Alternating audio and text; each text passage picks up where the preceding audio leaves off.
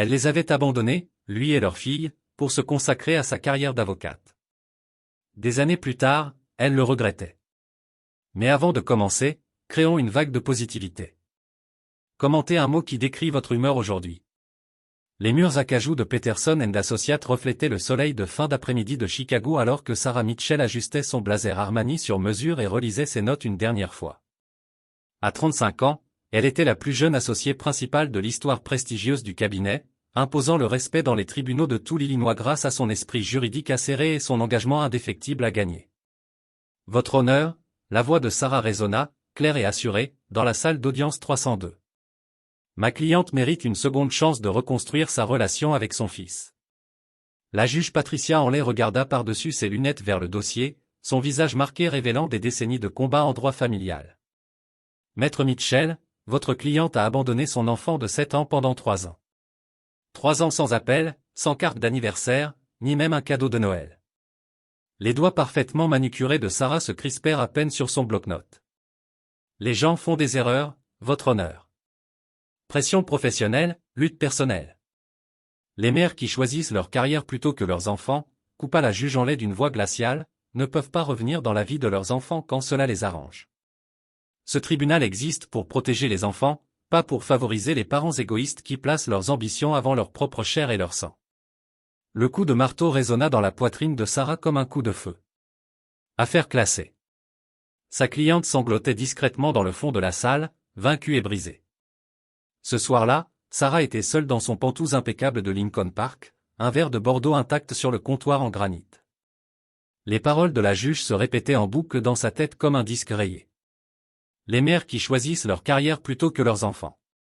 Soudain, les murs qu'elle avait érigés autour de ses souvenirs commencèrent à s'effondrer. 7 ans. Cela faisait 7 ans depuis ce matin glacial de février où elle avait laissé une lettre dactylographiée de 2 pages sur la table de chevet de Marcus, rangé ses valises de luxe et quitté sa fille de 3 mois sans se retourner. Objectif de vie incompatible, avait-elle écrit dans un langage professionnel et sans émotion. Cet arrangement n'est pas viable pour ma trajectoire de carrière.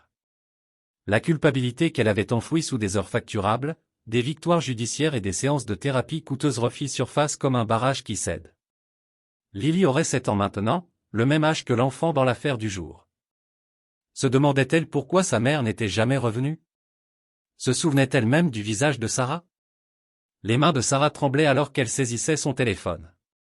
Le vieux numéro de Marcus était encore enregistré sous « Maison ». Mais son doigt resta suspendu au-dessus du bouton d'appel, paralysé par une question terrifiante. Et s'ils allaient mieux sans elle? Le verre de vin glissa de ses doigts tremblants et se brisa sur le sol en marbre, comme la vie qu'elle avait abandonnée il y a si longtemps. 3 nuits sans sommeil plus tard, Sarah se tenait face à James Crawford dans son petit bureau du centre-ville, entouré de classeurs et de diplômes fanés. Le visage marqué de l'enquêteur privé avait vu trop de familles brisées, mais ses yeux doux ne portaient aucun jugement alors que Sarah racontait son histoire entre 2 respirations saccadées. « J'ai besoin de savoir s'ils vont bien », murmura-t-elle en serrant un mouchoir. « J'ai besoin de savoir ce que je leur ai fait. » Crawford s'adossa à son vieux fauteuil en cuir. « Madame Mitchell, parfois, la vérité est plus difficile à vivre que le mystère. Êtes-vous prête à affronter ce que je pourrais découvrir? » Sarah acquiesça, bien que son estomac se torde de peur. 2 semaines plus tard, l'enveloppe en papier craft de Crawford semblait peser une tonne entre les mains de Sarah. À l'intérieur se trouvaient des photographies qui anéantirent ce qui restait de son monde bien ordonné. Marcus paraissait avoir 20 ans de plus que ses 38 ans réels. Son sourire autrefois éclatant avait laissé place à des rides de fatigue et de douleur.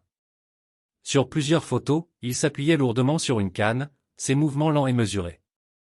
Le bibliothécaire vibrant, qu'elle avait épousé était devenu l'ombre de lui-même. Easton Community Health Center, expliqua Crawford en montrant des dossiers médicaux. Votre ex-mari a été diagnostiqué avec une sclérose en plaques il y a 3 ans. Forme progressive. Le stress d'être parent célibataire a probablement accéléré la maladie. Sarah eut le souffle coupé. Et Lily? Crawford glissa une autre photo. Une petite fille sérieuse, avec les cheveux sombres de Sarah et les yeux doux de Marcus, marchait aux côtés de son père, sa main prête à le soutenir s'il trébuchait.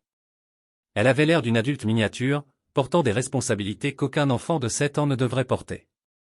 Elle est élève à Willow Creek Elementary, très bonne élève, mais... Crawford hésita. Elle voit une psychologue pour enfants 2 fois par semaine. Dr Rebecca Stone. Spécialiste des traumatismes liés à l'abandon. Les mots frappèrent Sarah comme des coups physiques. Traumatisme d'abandon. La petite pose beaucoup de questions sur pourquoi certains enfants n'ont pas de maman. Les notes du thérapeute mentionnent une peur constante d'être abandonné et une hypervigilance concernant la santé de son père.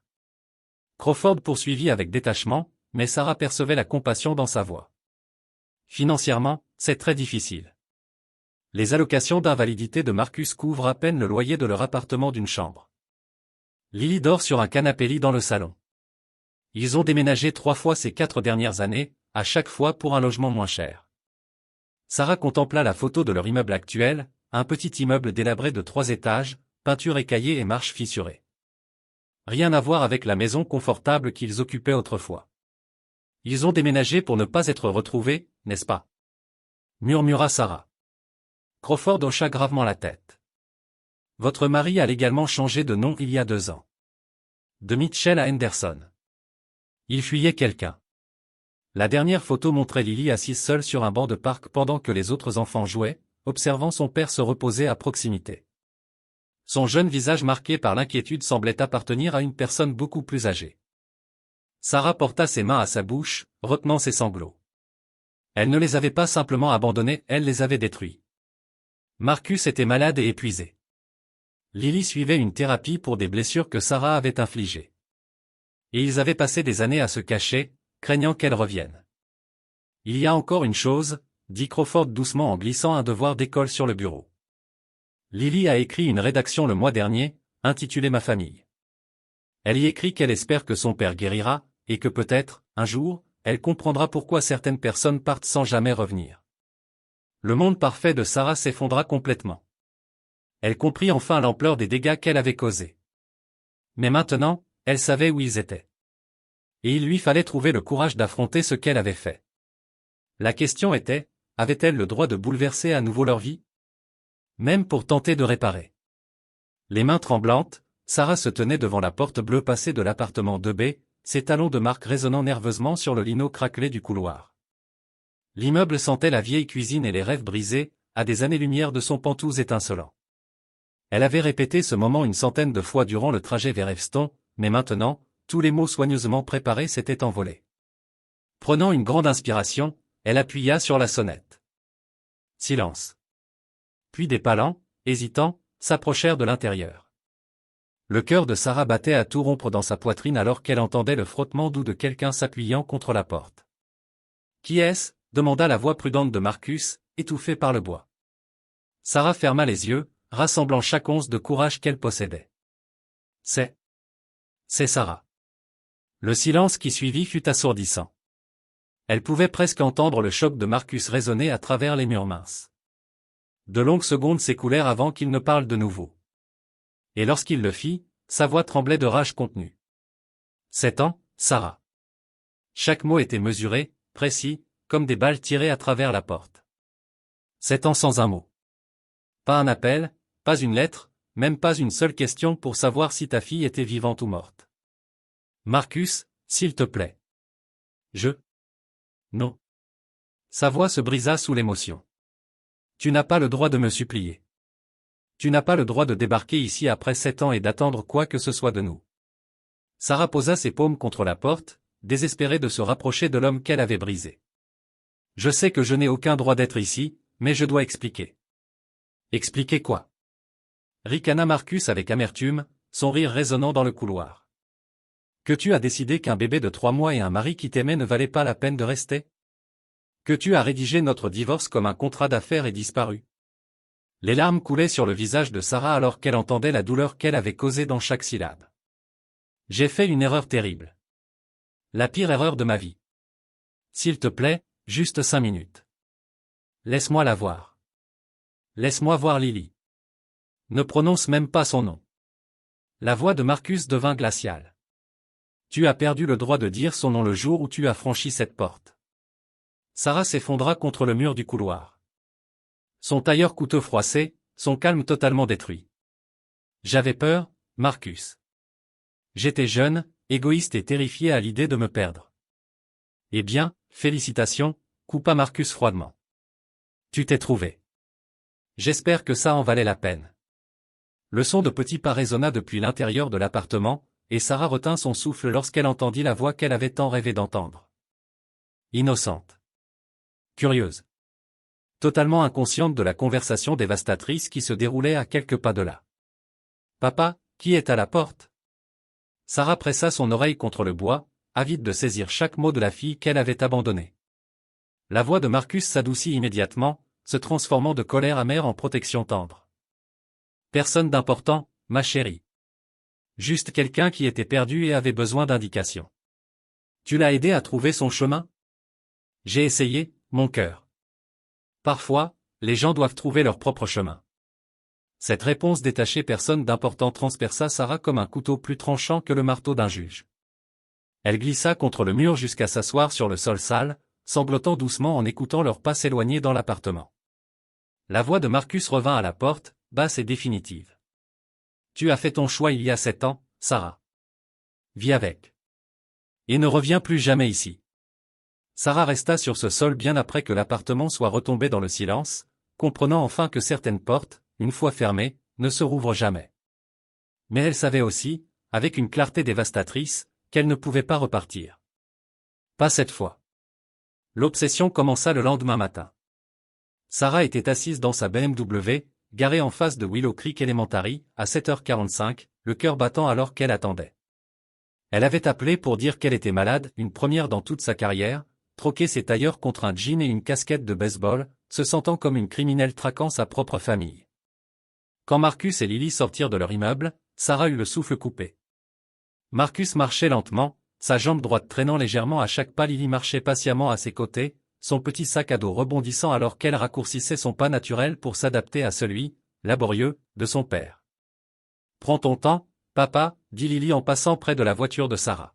« On a tout le temps. » Aucun enfant de 7 ans ne devrait parler avec autant de maturité, aussi soucieuse de ne pas peser sur l'adulte de sa vie. Pendant 5 jours consécutifs, Sarah cartographia leur existence comme un détective étudiant ses suspects. Les trajets matinaux vers l'école, où Lily jetait parfois des coups d'œil inquiets à son père s'il trébuchait. Les après-midi au parc Riverside, où Marcus s'effondrait sur un banc usé pendant que Lily jouait seule sur les balançoires, approchant rarement les autres enfants qui criaient près de leur mère. L'isolement était déchirant. Les autres enfants couraient vers des parents qui les attendaient avec des genoux écorchés ou des récits de jeux. Mais Lily avait appris à être totalement autonome. Elle pensait ses coupures avec des mouchoirs de son sac à dos et célébrait ses petites victoires avec de timides sourires adressés à Marcus, qui l'observait depuis son banc avec un amour épuisé. Le jeudi après-midi, la distance que Sarah avait soigneusement maintenue vola en éclats lorsqu'elle entendit une conversation qui la détruisit complètement. « Papa, pourquoi Emma et Sophie ont des mamans qui viennent les chercher, et pas moi ?» La voix de Lily portait à travers l'air de jeu alors qu'elle s'approchait du banc de Marcus, sa question innocente frappant Sarah comme un coup de massue. Marcus tapota l'espace à côté de lui et Lily grimpa, se blottissant contre lui. Sarah se rapprocha, cachée derrière un grand chêne, désespérée d'entendre sa réponse. « Eh bien, ma puce, » dit doucement Marcus en caressant les cheveux foncés de Lily, « les familles prennent toutes sortes de formes. Certaines ont une maman et un papa. D'autres n'ont qu'un papa. D'autres, qu'une maman. Ce qui compte, c'est que les gens qui restent t'aiment vraiment, sincèrement. Mais pourquoi ma maman est partie ? » La voix de Lily était plus faible maintenant, vulnérable d'une manière qui faisait hurler le cœur de Sarah. « Est-ce que j'étais un mauvais bébé ? » Sarah porta sa main à sa bouche, étouffant un sanglot, tandis que Marcus serrait sa fille plus fort contre lui. « Oh, ma chérie, non.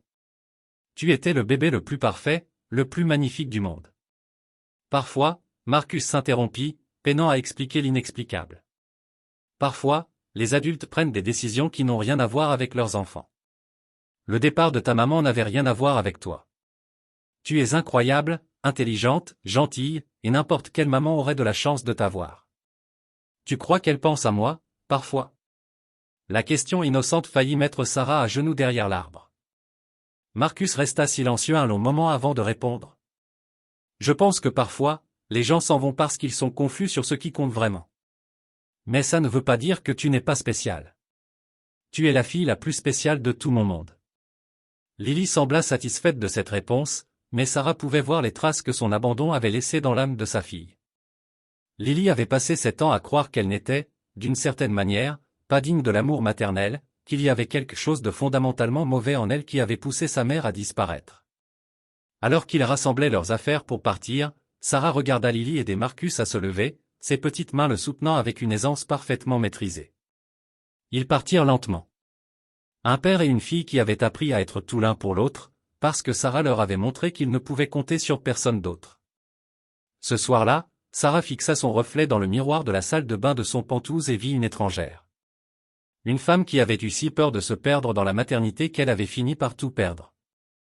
Elle avait créé une petite fille magnifique et brisée, qui croyait ne pas valoir la peine qu'on reste pour elle. Et d'une manière ou d'une autre, Sarah devait prouver que ce n'était pas vrai. 3 jours à les observer dans l'ombre avaient permis à Sarah de connaître parfaitement leur routine. Les vendredis après-midi signifiaient une longue visite au parc Riverside, la tentative hebdomadaire de Marcus d'offrir une enfance normale à Lily malgré leurs circonstances. Cette fois, Sarah ne se cacha pas derrière les arbres. Elle s'approcha lentement, le cœur battant, traversant l'étendue d'herbe en direction de leur banc habituel. Marcus était en train d'aider Lily à refaire ses lacets lorsqu'il leva les yeux et la vit s'approcher. Son visage traversa une succession rapide d'émotions, choc, colère, puis quelque chose qui ressemblait presque à de la panique. « Lily, reste près de papa », dit-il doucement, la voix tendue. Lily se redressa, suivant le regard de son père vers la femme qui approchait. Ses yeux sombres, si semblables à ceux de Sarah, étudièrent cette étrangère avec la méfiance d'un enfant qui avait appris très tôt que les changements inattendus signifiaient souvent des ennuis. « Bonjour, Marcus », dit Sarah doucement en arrivant à leur hauteur. Puis elle s'agenouilla au niveau des yeux de Lily. « Et toi, tu dois être Lily. » Lily recula aussitôt derrière Marcus, observant autour de ses jambes avec une curiosité mêlée de prudence instinctive. « Papa, c'est qui ? » La mâchoire de Marcus se contracta alors qu'il luttait pour trouver une réponse. Sarah voyait bien qu'il pesait ses mots, tentant de protéger sa fille tout en contenant sa propre colère. « C'est quelqu'un du passé de papa, » dit-il finalement, posant une main protectrice sur l'épaule de Lily. La gorge de Sarah se serra. Même maintenant, Marcus faisait preuve de gentillesse. Il aurait pu dire « la femme qui nous a abandonnés », mais il avait choisi des mots plus doux pour épargner Lily. « Bonjour, Lily », dit Sarah d'une voix à peine stable. « Tu es encore plus belle que je ne l'imaginais. Tes cheveux sont si jolis, comme ceux de ton papa quand il était jeune. » Lily pencha la tête, réfléchissant. « Comment tu sais à quoi il ressemblait quand il était jeune ?» La question innocente resta suspendue dans l'air comme une bombe prête à exploser. Sarah jeta un regard à Marcus, lui demandant silencieusement la permission de répondre. Son expression était froide comme la pierre. « Je connaissais ton papa il y a longtemps, avant que tu naisses. » Lily sembla accepter cette explication, mais elle ne bougea pas de derrière Marcus. « C'est toi la personne qui était perdue hier ? Papa a dit que quelqu'un avait besoin d'indications. » Le cœur de Sarah se brisa en entendant cette référence à leur conversation à travers la porte. « Quelque chose comme ça, ma chérie. » Marcus se leva brusquement, sa canne raclant contre le banc. « Sarah, tu dois partir maintenant.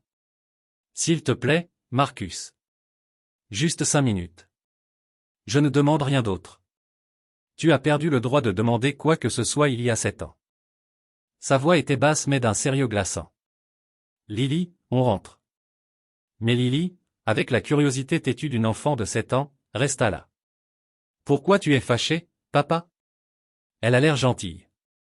Parfois, les gens ont l'air gentils, mais ne sont pas bons pour nous, ma puce, dit Marcus sans détacher les yeux de Sarah.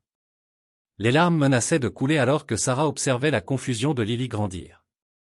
La petite fille percevait la tension entre les adultes sans pouvoir en comprendre la source. « Je voulais juste te rencontrer, Lily, » dit Sarah désespérément. « Je pense à toi depuis si longtemps. »« Pourquoi ?» demanda Lily avec une étonnante franchise. « Tu as une petite fille, toi aussi ?» La question faillit faire s'effondrer Sarah. « Non, ma chérie. Je n'ai pas d'autre petite fille. Marcus en avait assez. C'est fini. On s'en va. » Il tendit la main à Lily. « Viens, Bug. » Alors qu'il s'éloignait, Lily jeta un dernier regard par-dessus son épaule vers Sarah, avec ses yeux foncés si pénétrants, laissant Sarah seule sur l'herbe avec la dévastatrice certitude que sa fille était tout ce qu'elle avait rêvé qu'elle serait, et absolument rien comme le bébé qu'elle avait abandonné. Le lundi matin, Sarah trouva une lettre recommandée sur son bureau. Marcus avait engagé un avocat. Richard Kellerman, un avocat réputé en droit de la famille, demandait une ordonnance de cessation immédiate pour empêcher Sarah de harceler ses clients. Les mains de Sarah tremblaient alors qu'elle lisait le langage formel qui la décrivait comme une mère biologique éloignée, ayant volontairement renoncé à tous droits parentaux et tout contact. La lettre dépeignait sa visite au parc comme un comportement prédateur envers un enfant vulnérable et un père handicapé. « Sarah, nous ne pouvons pas te représenter », annonça Thomas Peterson, son associé principal, de l'autre côté de son bureau en acajou cet après-midi-là. Cela crée un énorme conflit d'intérêts. Tu nous demandes essentiellement de t'aider à annuler une affaire d'abandon. Exactement le contraire de ce que nous avons plaidé au tribunal la semaine dernière. Sarah sentit son monde professionnel soigneusement bâti s'effondrer. Tom, j'ai besoin d'un avocat. Trouve quelqu'un d'autre. Et Sarah, ajouta Peterson avec une note d'avertissement dans la voix, la réputation de ce cabinet ne peut être associée à une associée qui a abandonné son propre enfant. Tu devrais peut-être envisager un congé. Ce soir-là, Sarah était assise en face de Margaret Chen, une avocate indépendante spécialisée dans les affaires de réunification familiale impossible. Le petit bureau de Chen était exigu et vieilli, un contraste frappant avec la grandeur de Peterson et Associates.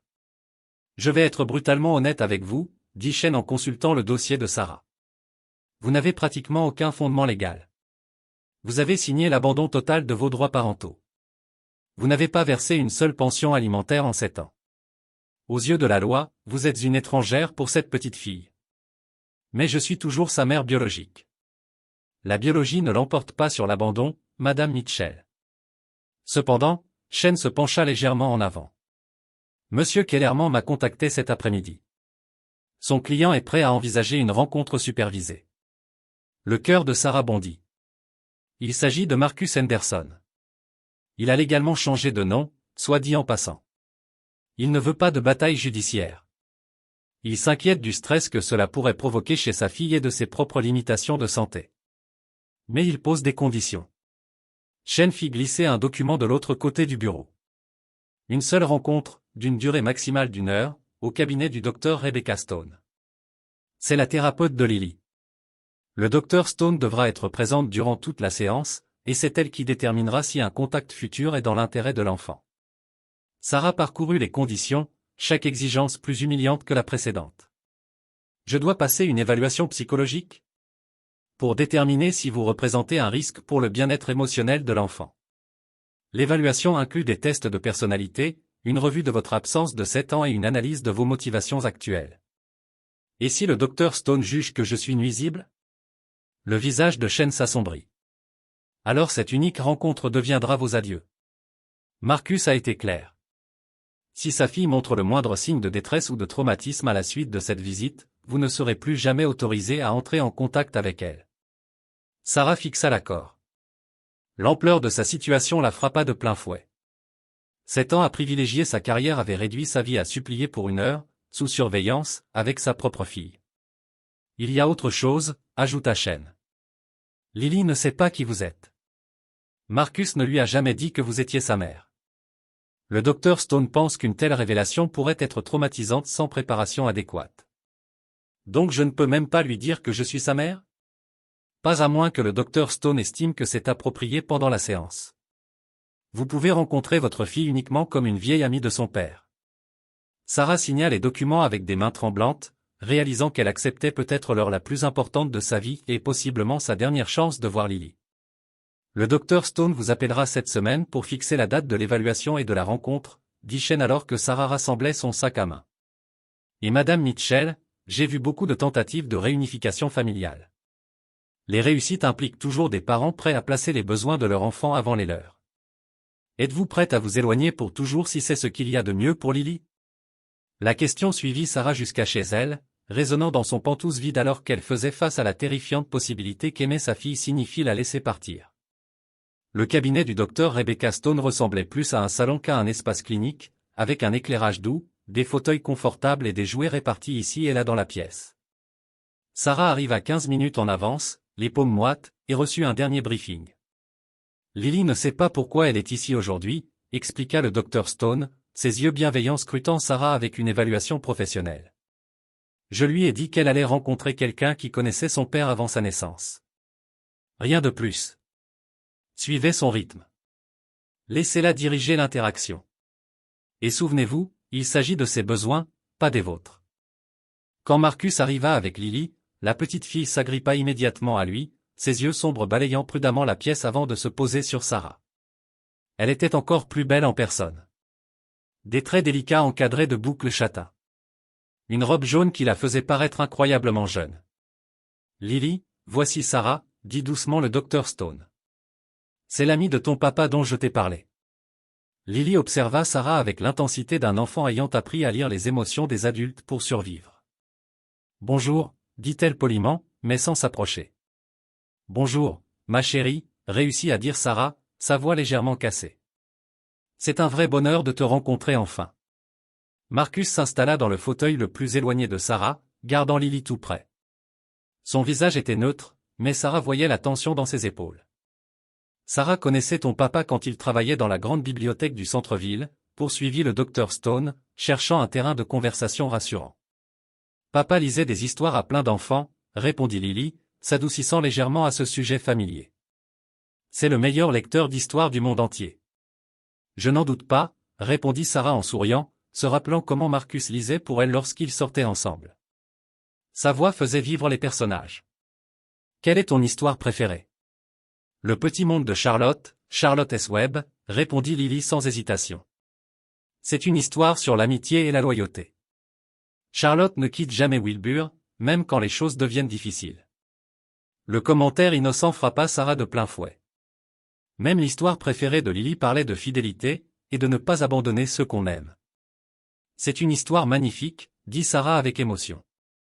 Et qu'aimes-tu faire d'autre? Lily jeta un coup d'œil à Marcus avant de répondre, comme pour obtenir son accord. J'aide papa avec ses exercices quand ses jambes lui font mal. Et je suis super forte pour faire des sandwichs au beurre de cacahuète. Maintenant, j'arrive à atteindre le comptoir toute seule. Le cœur de Sarah se brisa en réalisant que sa fille de 7 ans était devenue l'aidante de son propre père, énumérant fièrement des responsabilités qui devraient revenir à des adultes. Lily prend très bien soin de moi, dit doucement Marcus, son amour évident dans chaque mot. Je le vois bien, répondit Sarah, puis prit une décision qui lui faisait peur. Lily, est-ce que je peux te dire quelque chose? Le docteur Stone se pencha légèrement, prêt à intervenir si nécessaire. Je t'ai connu quand tu étais un tout petit bébé, dit Sarah prudemment. Tu étais le plus beau bébé que j'ai jamais vu. Les yeux de Lily s'illuminèrent de curiosité. Vraiment? J'étais comment petite? Tellement petite que je pouvais te tenir dans un seul bras, répondit Sarah, se remémorant ces quelques mois précieux avec une douleur poignante. Et tu avais un tout petit cri, comme un chaton qui miaule. Pour la première fois, Lily sourit. Un vrai sourire, sincère, qui transforma son visage habituellement sérieux.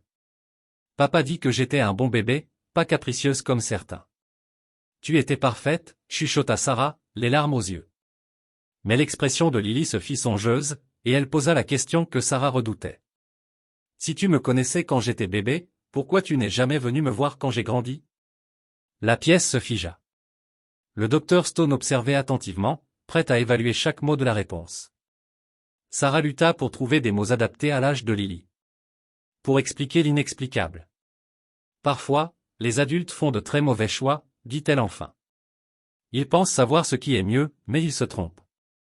Très, très lourdement. Tu es parti loin? Demanda Lily avec une innocence dévastatrice. Oui, très loin. Et c'était la pire erreur de toute ma vie. Lily réfléchit avec la logique d'un enfant. Est-ce que tu es ma maman? Marcus se raidit, prêt à intervenir, mais le docteur Stone leva discrètement la main pour l'arrêter. Sarah regarda sa fille, la regarda vraiment, et vit une petite fille qui avait construit des murs autour de son cœur pour se protéger exactement de ce genre de déception. Qu'est-ce que tu en penses? Demanda doucement Sarah. La réponse de Lily réduisit en miettes tous les espoirs que Sarah avait portés avec elle dans cette pièce. Les mamans ne partent pas en laissant leur bébé. Tu es partie, donc tu peux pas être ma maman. La logique de l'enfant de 7 ans était implacable et dévastatrice. Sarah avait brisé la définition même de la maternité dans l'esprit de sa fille, et aucune explication ne pouvait reconstruire cette confiance. Je comprends pourquoi tu ressens ça, dit Sarah à travers ses larmes. Et tu as raison. Je suis parti, et une maman ne devrait jamais faire ça. Lily hocha la tête gravement, puis se tourna vers Marcus. On peut rentrer maintenant, papa? Je veux te préparer de la soupe pour le dîner. Alors que Marcus rassemblait leurs affaires, Lily s'approcha une dernière fois de Sarah. J'espère que tu ne feras plus de grosses erreurs, dit-elle avec une maturité déconcertante. Les grosses erreurs rendent les gens tristes pendant très longtemps. Lorsqu'ils partirent, Sarah resta dans le cabinet du docteur Stone, en larmes, pleurant la relation qu'elle avait détruite et la sagesse que son abandon avait imposée à un enfant bien trop jeune pour comprendre pourquoi certaines mères choisissent parfois de partir. 2 semaines après la séance dévastatrice, Sarah était en train de consulter des dossiers au bureau quand son téléphone sonna avec un numéro inconnu. Elle hésita à répondre. Elle évitait les appels depuis que le cabinet Peterson & Associates l'avait mise en congé illimité. Madame Mitchell? Ici le docteur Patricia Reeves de l'hôpital Northwestern Memorial. Vous êtes répertorié comme contact d'urgence pour Marcus Henderson. Le sang de Sarah se glaça. Que s'est-il passé? Monsieur Henderson a été transporté par ambulance il y a 3 heures. Il subit une grave rechute de sclérose en plaques avec complications. Nous avons besoin de vous ici immédiatement pour prendre des décisions médicales. Je ne comprends pas. Je ne suis plus sa femme. Vous êtes répertorié comme la mère biologique de sa fille et sa parente la plus proche. L'enfant est ici, elle va bien, mais elle a besoin de quelqu'un. Sarah se rendit à l'hôpital dans un état second, les mains tremblantes sur le volant. Lorsqu'elle arriva à l'unité de soins intensifs neurologiques, elle trouva Marcus inconscient, relié à des moniteurs et des perfusions qui bipaient sinistrement dans la chambre stérile. Mais c'est la petite silhouette recroquevillée sur une chaise dans le couloir qui brisa son cœur complètement. Lily était assise avec une assistante sociale de l'hôpital, sa robe jaune de la séance de thérapie froissée et mouillée de larmes. Son visage était pâle, ses yeux gonflés par les pleurs. En voyant Sarah approcher, de la confusion passa dans son regard. « Pourquoi elle est là ?» demanda Lily à l'assistante sociale, la voix brisée. « C'est l'amie de ton papa, tu te souviens ? Elle est ici pour aider, » répondit doucement l'assistante. Sarah s'agenouilla à côté de la chaise de Lily, gardant une certaine distance, mais parlant avec douceur. « Bonjour, ma chérie. J'ai entendu dire que ton papa était malade. » La petite fille s'effondra. Son calme s'évapora. « Les docteurs ne me disent rien. Ils répètent qu'ils font tout ce qu'ils peuvent, mais ils disent pas s'il va guérir. » Ses petits poings se serrèrent. « Et s'il meurt ? Qu'est-ce qui va m'arriver s'il meurt ? » La peur brute dans la voix de sa fille réveilla en Sarah un instinct maternel qu'elle pensait avoir perdu. Sans réfléchir, elle ouvrit les bras. À la surprise générale, y compris la sienne, Lily se jeta dans ses bras, pleurant contre son épaule, déversant 7 ans de peur refoulée. « Je peux pas perdre mon papa. » sanglota Lily. « C'est tout ce que j'ai. S'il part comme toi, j'aurai plus personne. » Sarah serra sa fille contre elle, lui caressant les cheveux comme elle en avait rêvé pendant des années. « Chut, ma chérie. Ton papa est fort. Les médecins ici sont très bons. Et tu n'es pas seule, d'accord ? Tu n'es pas seule. » Pendant les 72 heures suivantes, Sarah resta à l'hôpital comme en veille. Elle dormit sur une chaise inconfortable à côté du lit de Marcus, coordonna avec les médecins et, surtout, devint l'encre de Lily dans la tempête. Lily refusait de quitter l'hôpital, terrifiée à l'idée que son père meure si elle le quittait des yeux. Elle ne mangeait que quand Sarah la convainquait, faisait des siestes levées contre elle et posait sans cesse les mêmes questions désespérées. Est-ce que papa va se réveiller ? Est-ce que ses jambes vont refonctionner ? Est-ce que tu vas partir quand il ira mieux ? La deuxième nuit, alors que Lily dormait difficilement contre son épaule, Sarah murmura à Marcus, inconscient. « Je sais que tu ne peux pas m'entendre, Marcus, mais il faut que tu saches que, elle est incroyable. Tu as élevé une petite fille formidable. Elle est courageuse, intelligente, et remplie d'amour. Même après tout ce que je lui ai fait subir. » Sa voix se brisa. « Je comprends enfin ce que j'ai laissé derrière moi. Je comprends ce qui compte vraiment. » Quand Marcus ouvrit enfin les yeux au matin du 3e jour, la première chose qu'il vit fut Sarah, assise à son chevet, en train de coiffer doucement les cheveux emmêlés de Lily, endormie contre elle. « Sarah ?» Sa voix était faible, confuse. « Papa ?» s'écria Lily en se réveillant d'un bond. « Tu vas bien. Je savais que tu allais te réveiller. » Alors que l'équipe médicale se précipitait pour évaluer l'état de Marcus, il croisa le regard de Sarah par-dessus la tête de leur fille. Pour la première fois en 7 ans, son regard ne contenait plus de colère. Il exprimait de la gratitude, et peut-être, juste peut-être, une minuscule graine de pardon.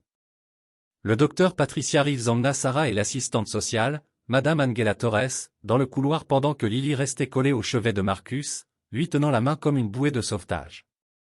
L'état de Monsieur Henderson s'est stabilisé, expliqua calmement le docteur Reeves. Mais sa récupération sera longue. Cette rechute a affecté sa mobilité de manière significative. Il aura besoin de thérapie physique, d'aide pour les activités quotidiennes et d'une surveillance constante pendant au moins 6 semaines.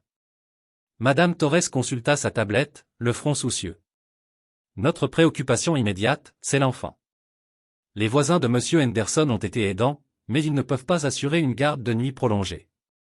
Nous envisageons un placement temporaire en famille d'accueil pendant sa convalescence. Non. La réponse de Sarah fut immédiate, féroce. Lily ne peut pas être séparée de son père maintenant. Elle est déjà traumatisée. Madame Mitchell.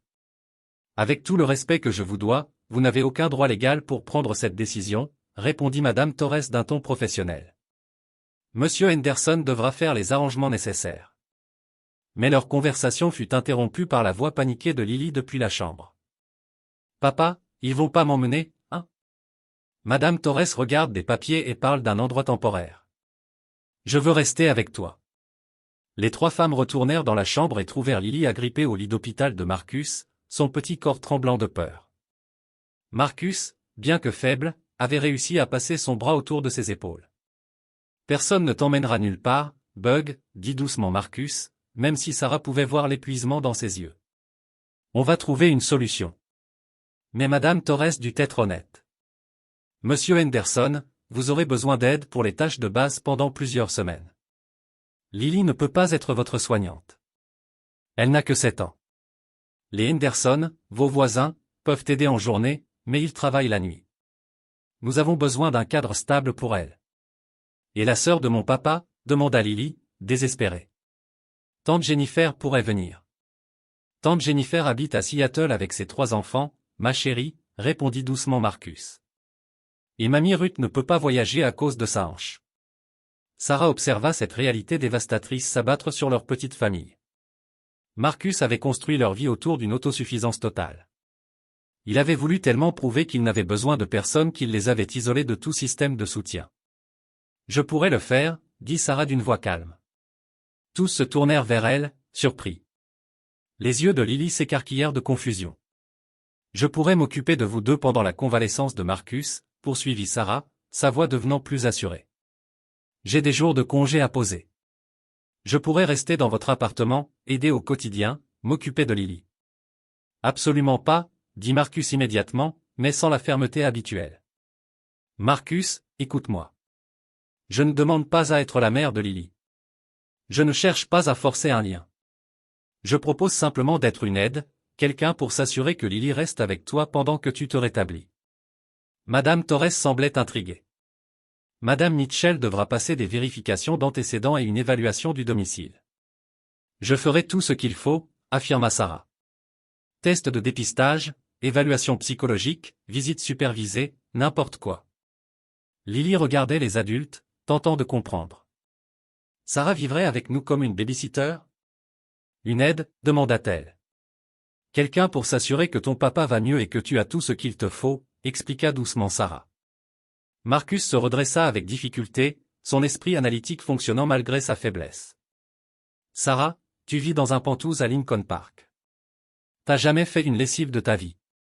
Comment tu vas gérer un homme malade et une fille de 7 ans dans un appartement d'une chambre? J'apprendrai, répondit simplement Sarah. Je dois apprendre. Lily tira sur la chemise d'hôpital de son père. Papa, je veux pas aller dans une famille d'accueil. Sarah est restée avec moi pendant que tu dormais. Elle est pas effrayante, comme je croyais. L'aveu surprit tout le monde, y compris Sarah. Marcus regarda le visage suppliant de sa fille, puis l'expression d'attente de Madame Torres, puis enfin Sarah. Pour la première fois, il sembla la voir réellement. Non comme la femme qui les avait abandonnés, mais comme quelqu'un qui s'était occupé de leur fille pendant 3 jours sans rien demander en retour. Des conditions strictes, dit-il enfin d'une voix à peine audible. Madame Torres supervise tout. Visites hebdomadaires. À la moindre alerte que cet arrangement ne fonctionne pas pour Lily, on arrête immédiatement. D'accord, répondit Sarah sans hésiter. Et Sarah? Ajouta Marcus en la regardant droit dans les yeux. Tu n'es pas sa mère durant cette période. Tu es une employée. Une aide. Rien de plus. Les mots faisaient mal, mais Sarah hocha la tête. Je comprends. Lily leva les yeux vers son père, rempli d'espoir. Alors je peux rester avec toi, papa? Tu peux rester avec moi, Bug. Pour la première fois depuis des jours, Lily sourit. Un vrai sourire, sincère, qui illumina la chambre d'hôpital stérile et donna à Sarah un premier aperçu de ce que cela faisait d'aider réellement sa fille au lieu de lui faire du mal. La première nuit de Sarah sur le canapé-lit de Marcus et Lily fut une leçon d'humilité brutale. Le matelas mince n'offrait presque aucun confort, et chaque bruit des appartements voisins résonnait à travers des murs plus fins qu'elle ne l'avait imaginé. Ses bagages de luxe semblaient complètement absurdes dans le petit salon encombré. La cafetière est capricieuse, l'informa Marcus depuis son lit médicalisé, désormais installé dans la pièce. Lily aime ses céréales avec exactement une demi-tasse de lait, et son déjeuner doit être prêt à 7h30 sinon elle sera en retard à l'école. Sarah hochait la tête, mémorisant tout en regardant la kitchenette plus petite que son dressing. Et pour le dîner? Mac and cheese le lundi, croque-monsieur et soupe le mardi. Marcus énumérait une semaine entière de repas simples, qui semblait soudain complexe pour quelqu'un habitué aux repas à emporter et au restaurant. Le premier désastre survint dès ce soir-là.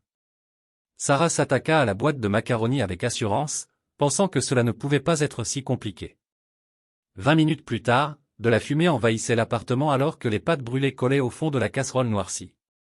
La cuisinière chauffe fort, observa Lily d'un ton neutre, ouvrant les fenêtres. Papa utilise toujours le feu moyen, jamais le fort. D'accord, feu moyen, balbutia Sarah, rouge de honte, en raclant les pâtes carbonisées. Lily récupéra une autre boîte du placard avec une efficacité déconcertante. C'est pas grave. Papa a aussi brûlé plein de dîners au début de sa maladie. Je peux t'aider. Le calme et la pédagogie de la fillette brisaient le cœur de Sarah. Lily ne devrait pas avoir à enseigner à des adultes comment cuisiner. Mais elle le faisait sans plainte, comme si elle avait accepté depuis longtemps d'être la personne compétente en situation de crise. Lily semble à l'aise avec l'arrangement. En effet, elle avait développé une relation pratique avec Sarah. Elle lui demandait de l'aide pour ses devoirs, lui rappelait d'acheter du lait ou des légumes, et riait même quand Sarah réussissait enfin à retourner une crêpe sans la faire tomber. Sarah fait des têtes bizarres quand elle se concentre, dit Lily un soir à Marcus.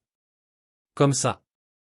Elle contracta son visage dans une grimace exagérée qui fit rire Marcus malgré lui. Mais Sarah comprenait bien les limites. Quand Lily se griffa le genou au parc, elle courut vers Marcus, pas vers elle. Quand les cauchemars la réveillaient, elle appelait son papa. Et Sarah savait qu'elle ne devait pas s'imposer. Elle apprenait que être nécessaire était différent de être désiré. Mais c'était un début. Un soir, alors que Sarah aidait Marcus dans ses exercices et que Lily faisait ses devoirs à la table de la cuisine, elle le surprit à l'observer avec quelque chose qui ressemblait à de l'approbation. « Tu n'es pas celle que je croyais, dit-il doucement. Et qui croyais-tu que j'étais? La même femme égoïste qui est partie. Marcus marqua une pause. Mais les gens égoïstes ne dorment pas 3 semaines sur un vieux canapé cassé pour aider leur ex-mari à se rétablir. Ce n'était pas encore du pardon, mais c'était une reconnaissance. Et pour l'instant, Sarah comprit que être utile suffisait. Après 6 semaines de routine soigneuse, Sarah avait enfin trouvé son rythme au sein du foyer Henderson.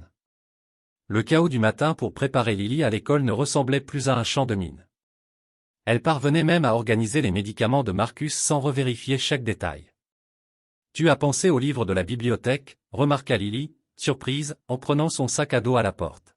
« Et tu as mis ma brique de jus dans le congélateur, pour qu'elle soit froide mais pas gelée au déjeuner. »« J'apprends » répondit Sarah en souriant, touchée par ce qui ressemblait à un vrai compliment. Lily s'arrêta sur le pas de la porte, scrutant Sarah avec ses yeux foncés si pénétrants. « Cathy Morrison m'a encore demandé pourquoi j'ai pas de maman qui vient me chercher à l'école. » Le cœur de Sarah se serra, mais elle garda la voix posée. « Qu'est-ce que tu lui as répondu? » J'ai dit, les familles ont toutes des formes différentes, comme dit toujours papa. Certaines ont des mamans et des papas. D'autres ont juste des papas. Lily pencha la tête, pensive. Mais ensuite elle a demandé pourquoi ma famille était différente. Marcus, allongé sur son lit, écoutait, curieux de voir comment Sarah allait gérer ce moment délicat. Eh bien, répondit Sarah en s'agenouillant pour se mettre à hauteur de la petite, parfois les familles changent parce que les adultes font des erreurs. Mais ce qui compte le plus, c'est d'avoir des gens qui t'aiment vraiment et qui ne partent pas. Et ton papa, c'est quelqu'un qui reste. Lily hocha la tête, absorbant l'information. Et toi, tu es quelqu'un qui reste? La question suspendue dans l'air du matin avait la force d'un défi. Sarah soutint le regard de sa fille avec honnêteté. Je suis quelqu'un qui essaie d'apprendre à rester. Chaque jour, j'essaie d'être meilleur qu'hier. D'accord, dit simplement Lily, avant d'ajouter en souriant, et tu t'améliores avec les crêpes aussi. Cet après-midi-là, alors que Marcus faisait une sieste et que Lily travaillait sur ses devoirs, une conversation inattendue débuta. Sarah? Oui, ma puce. Papa a dit que tu avais un super boulot, avec des lois et des juges et tout. Pourquoi tu as choisi le travail au lieu des gens? Au lieu de rester avec papa et de t'occuper de moi quand j'étais petite? Le souffle de Sarah se coupa. C'était la question qu'elle redoutait, mais que Lily avait parfaitement le droit de poser. Elle s'assit en face d'elle, pesant chaque mot. Quand j'étais plus jeune, je croyais qu'avoir un travail important me rendrait heureuse. Je pensais que si je travaillais très, très dur et que je réussissais, je me sentirais bien dans ma peau. Et ça a marché? Sarah sourit tristement. Non. J'ai compris qu'un travail ne peut pas t'aimer en retour. Le succès ne peut pas te faire un câlin quand tu es triste, ni rire à tes blagues, ni avoir besoin de toi quand il a peur. Lily réfléchit sérieusement. Donc tu t'es trompé sur ce qui rend heureux. Complètement. Les choses les plus importantes dans la vie ne sont pas des choses qu'on réussit. Ce sont les personnes qu'on aime et qui nous aiment. La voix de Sarah s'adoucit. J'avais trop peur et j'étais trop perdu pour comprendre ça quand tu étais bébé. Je croyais que j'allais me perdre si je restais, mais j'ai perdu bien plus en partant. Marcus faisait semblant de dormir, mais il écoutait chaque mot, bouleversé par l'honnêteté de Sarah et sa sagesse adaptée à une enfant. Tu as encore peur? Parfois. Mais maintenant, j'ai plus peur de rater ta vie que de me perdre dedans. Lily hocha la tête, comme si cela avait parfaitement du sens pour elle. Tu es là maintenant. C'est ça qui compte, dit toujours papa. Pas hier. Mais ce qu'on choisit aujourd'hui. À cet instant, Sarah comprit que sa fille possédait une sagesse rare, celle de juger les gens par leurs actions présentes, non par leurs erreurs passées. 2 mois après le début de la convalescence de Marcus, Madame Torres arriva pour sa dernière visite de contrôle. Marcus marchait de nouveau de manière autonome. Les notes de Lily s'étaient améliorées. Leur petit appartement respirait la stabilité, presque comme une vraie famille. Je vais clôturer ce dossier, annonça Madame Torres. Monsieur Henderson, vous avez fait d'excellents progrès, et Lily s'épanouit. Madame Mitchell, votre statut de tutrice temporaire prendra fin la semaine prochaine. Les mots frappèrent Sarah comme un coup de massue. Elle savait que ce jour viendrait, mais les entendre rendait tout cela douloureusement réel. Dans 7 jours, elle retournerait dans son pantouse vide. Et Lily, elle, retournerait à l'appeler personne d'important. Ce soir-là, après que Lily se fut endormie, Sarah prit une décision qui l'effrayait profondément. Marcus, je veux déposer une demande de garde partagée. Marcus faillit faire tomber sa tasse de café. Comment? Je sais que je n'ai aucun droit légal de le demander, mais je ne peux pas partir à nouveau. Pas après ces 2 mois. J'ai vu qui est Lily, qui tu l'as élevée pour qu'elle devienne, et je veux faire partie de sa vie. Sarah avance, la voix ferme mais désespérée, je ne te demande pas de me pardonner. Je te demande de me laisser gagner le droit d'être sa mère. Marcus la regarda, ne voyant plus l'avocate lisse qui les avait abandonnés, mais quelqu'un qui avait appris à mettre les macaronis fromage avant les contrats à millions. La justice te détruira, dit-il doucement. Ton propre cabinet refusera même de te représenter. Je sais, répondit Sarah. Margaret Chen a accepté de prendre l'affaire. Je subirai toutes les évaluations requises, psychologiques, parentales, études du domicile, et Lily. Elle devra être interrogée, questionnée sur ce qu'elle veut. C'est son droit. Elle est assez intelligente pour savoir ce qui est bon pour elle. Marcus resta silencieux un long moment. Sarah, si tu obtiens la garde puis décides encore de partir? La vie est trop dure. Si tu repars quand la nouveauté sera passée? Alors je te le prouverai chaque jour, aussi longtemps qu'il le faudra. 3 jours plus tard, Margaret Chen déposa la requête. Les documents juridiques décrivaient avec froideur la demande de Sarah. La demanderesse sollicite la garde physique partagée d'un enfant mineur malgré l'abandon volontaire et une absence de 7 ans. Lorsque Marcus reçut les papiers, il vit Lily les lire par-dessus son épaule. « C'est quoi, la garde partagée ?» demanda-t-elle. Marcus soupira, conscient de l'inévitable. « Ça veut dire que Sarah veut être ta maman au regard de la loi. Elle veut que tu vives avec elle parfois aussi. » Lily resta silencieuse pendant plusieurs minutes, assimilant cette énorme information. « Est-ce que je vivrai toujours chez toi? » « Oui, ma puce. Tu aurais 2 maisons, et Sarah serait vraiment ma maman, pas juste la personne qui nous aide. » Si le juge dit oui. Lily hocha lentement la tête. « Est-ce qu'ils vont me demander ce que je veux? » Probablement. Tant mieux, dit-elle avec une détermination surprenante. Parce que j'ai des choses à dire. Marcus réalisa alors que sa fille de 7 ans allait devenir la voix la plus importante pour déterminer l'avenir de leur famille. Salle d'audience du tribunal des familles du comté de Cook, chambre 304, l'atmosphère était solennelle. Sarah était assise aux côtés de Margaret Chen, face à la juge Patricia Henley, la même juge qui avait condamné les mères carriéristes quelques mois plus tôt. Ironie. L'avocat de Marcus, Richard Kellerman, prit la parole avec une efficacité implacable. Votre honneur, Sarah Mitchell a volontairement abandonné sa fille âgée de 3 mois il y a 7 ans, non pour cause de pauvreté, d'addiction ou d'abus, mais parce que la maternité gênait ses ambitions professionnelles. Il présenta la lettre d'adieu comme pièce à, la lisant à haute voix. Cet arrangement n'est pas viable pour ma trajectoire de carrière. Chaque mot résonna comme une accusation, cet anniversaire sans carte, Noël sans cadeau, genoux écorchés sans réconfort. Pendant que Madame Mitchell bâtissait son empire juridique, mon client élevait seul leur fille, développant une sclérose en plaques liée au stress et à l'épuisement. Les dossiers médicaux furent cités, les rapports scolaires mentionnant l'anxiété, la peur de l'abandon, l'hypervigilance. Kellerman conclut. La demanderesse affirme maintenant sa transformation. Mais les léopards ne changent pas de tâche. Que se passera-t-il quand sa carrière l'appellera de nouveau? Margaret Chen contre-interrogea avec stratégie, amenant le docteur Stone à témoigner. Lily a présenté une amélioration remarquable. Elle dort toute la nuit, son anxiété a nettement diminué, pour la première fois, elle parle d'avoir quelqu'un qui la fait se sentir en sécurité. Mais voit-elle Madame Mitchell comme une mère? Insista Kellerman. Non, répondit honnêtement le docteur Stone. Elle la voit comme quelqu'un qui prouve que les adultes peuvent devenir fiables. C'est une guérison profonde pour un enfant traumatisé par l'abandon. Des collègues de Sarah témoignèrent sur ses priorités changées, elle avait refusé des opportunités de partenariat, réorganisé sa carrière pour être disponible pour sa famille. Mais l'instant crucial survint quand Kellerman présenta son historique professionnel. 60 heures de travail par semaine, vacances annulées, fêtes manquées, pendant que sa fille se demandait pourquoi elle ne valait pas la peine qu'on reste. La juge Henley s'adressa à Sarah.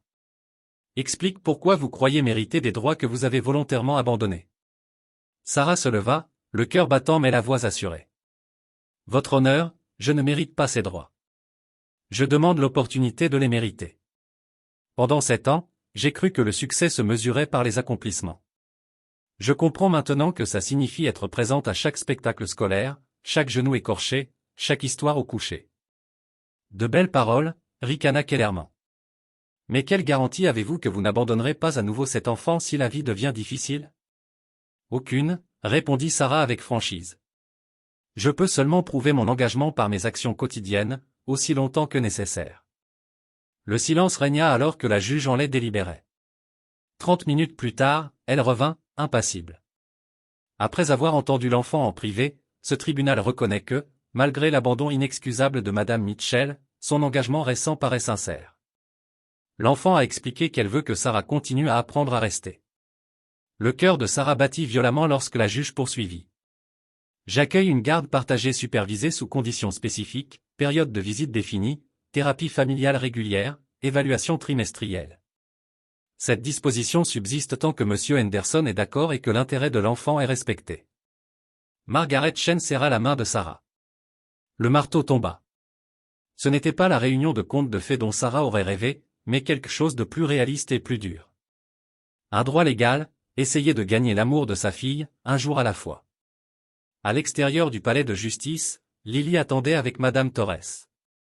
Elle leva les yeux vers Sarah avec ses yeux sérieux et sombres, et dit simplement. Maintenant, tu es ma maman sur le papier aussi. Ne gâche pas tout.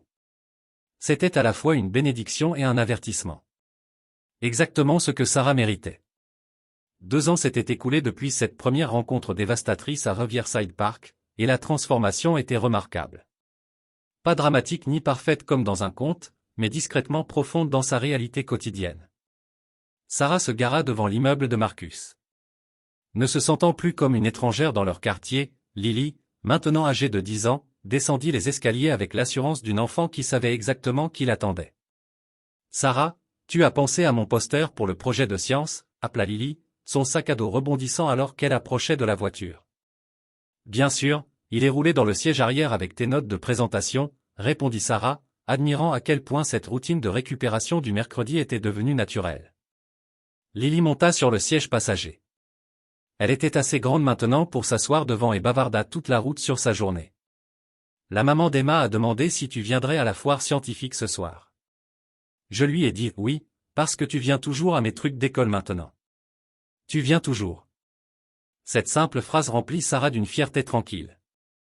Elle n'avait effectivement raté aucun événement scolaire, réunion de parents ou rendez-vous médical en 2 ans.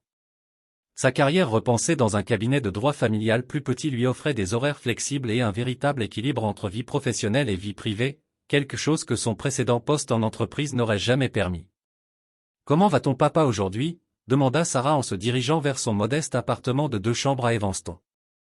Elle avait vendu son Penthouse à Lincoln Park 18 mois plus tôt, privilégiant la proximité de l'école de Lily plutôt que le luxe.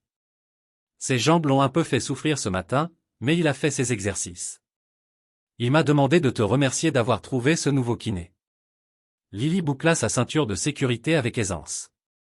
Est-ce que toi et papa vous préparez toujours ma fête d'anniversaire ensemble? Absolument.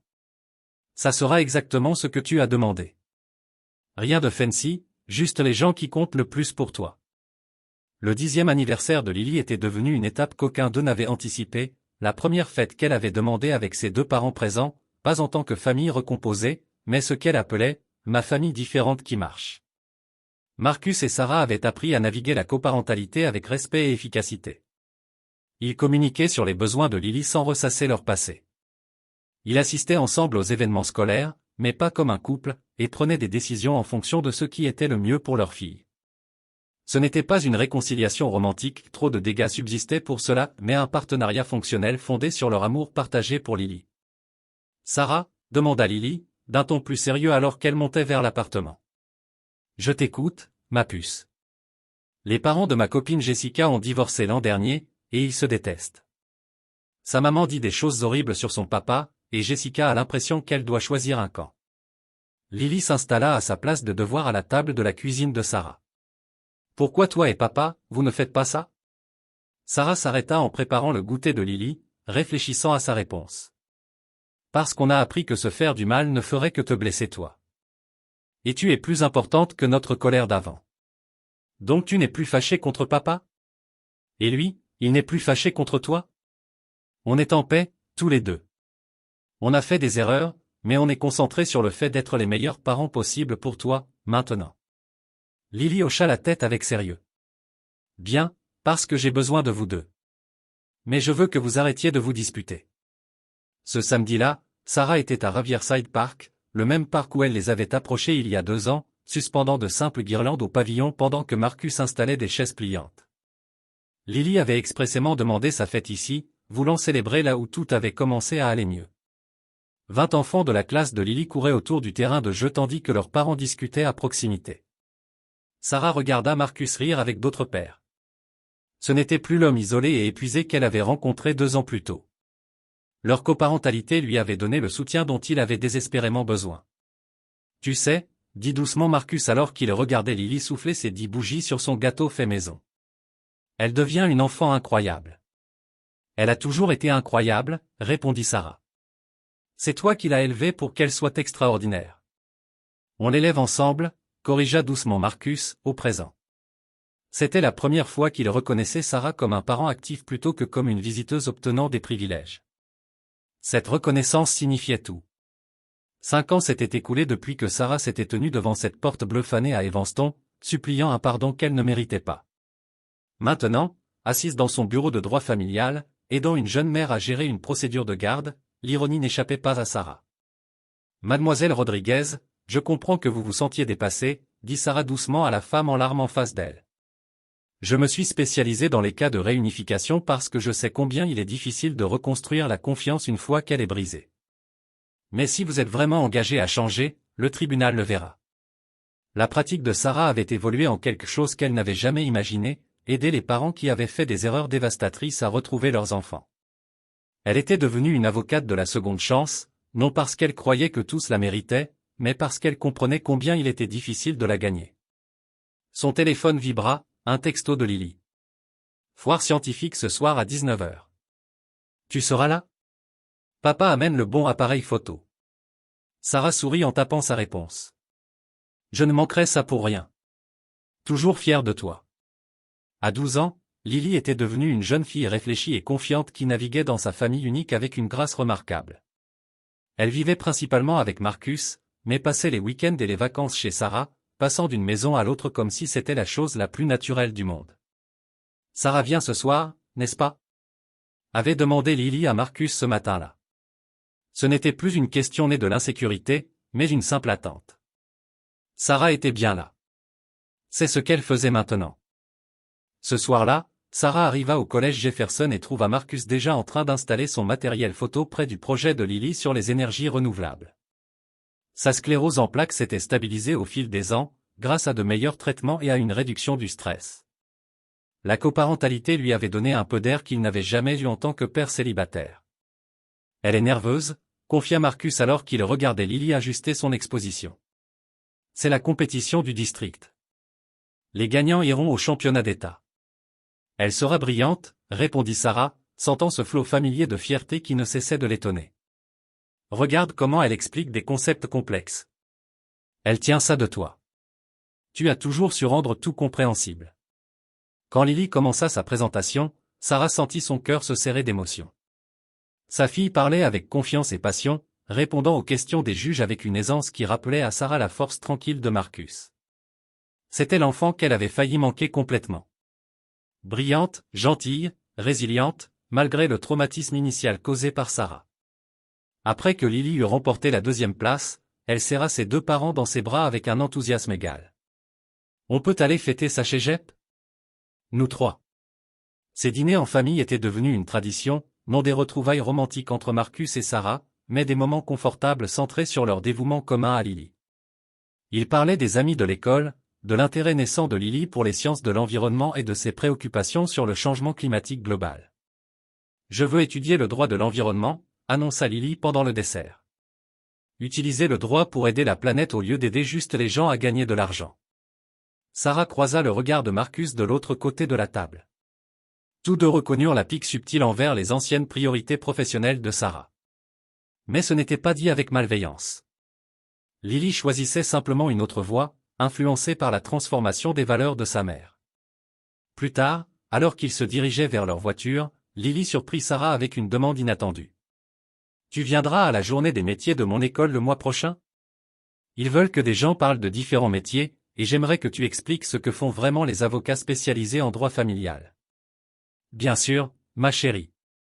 Ce serait un honneur. » « Super. » Lily choisit ses mots avec soin. « Parce que je veux que mes camarades comprennent que parfois les adultes font vraiment de grosses erreurs, mais qu'ils peuvent quand même apprendre à faire mieux. Toi, tu es la preuve que les gens peuvent changer s'ils travaillent assez dur. » Ces mots frappèrent Sarah avec une force inattendue. Après 5 ans, Lily ne la voyait plus comme la mère qui l'avait abandonnée, mais comme quelqu'un qui s'était battu pour mériter une place dans sa vie. « Lily, » dit doucement Sarah, « tu sais que je ne pourrai jamais effacer ces 3 premiers mois que j'ai manqués ni effacer la douleur que j'ai causée. » « Je sais, » l'interrompit Lily avec une maturité étonnante. « Mais tu m'as donné autre chose à la place. Tu m'as appris que quand les gens t'aiment vraiment, ils n'abandonnent pas l'idée de réparer leurs erreurs. Ça vaut aussi quelque chose. » En se disant bonne nuit, Lily étreignit Sarah avec l'affection tranquille d'une fille qui se sentait aimée. Pas avec l'intensité désespérée d'un enfant qui craignait l'abandon, mais avec la confiance sereine de celle qui savait que sa mère serait là demain. Sarah rentra chez elle, dans son modeste appartement rempli de photos des réussites de Lily et de ses œuvres d'art de l'école. Ce n'était pas la vie qu'elle avait un jour imaginée, mais c'était la vie qu'elle avait choisi de construire à partir des cendres de ses pires erreurs. Elle ne serait jamais la mère qui avait soigné Lily dans ses maladies d'enfant ou assisté à ses premiers pas. Marcus serait toujours le parent principal de Lily. Celui qu'elle appelait en premier en cas d'urgence, celui dont la vie comptait le plus. Mais Sarah avait gagné autre chose. Le droit d'être présente pour le futur de Lily. D'offrir conseil et soutien. D'aimer sa fille non pas avec le lien automatique de la maternité précoce, mais avec la dévotion profonde de quelqu'un qui s'était battu pour ce privilège. C'était une rédemption. Imparfaite mais réelle. Construite non pas sur ce qui aurait dû être, mais sur ce qui pouvait encore être. Un jour à la fois.